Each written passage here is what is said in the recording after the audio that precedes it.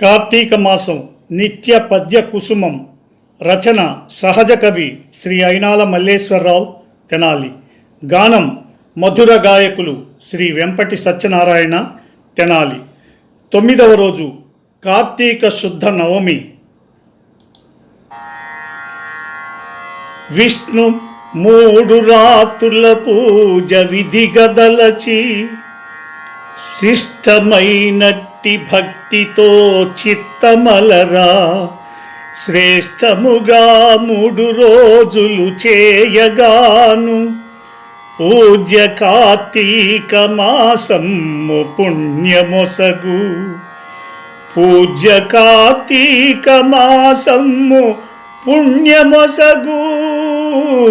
ఆ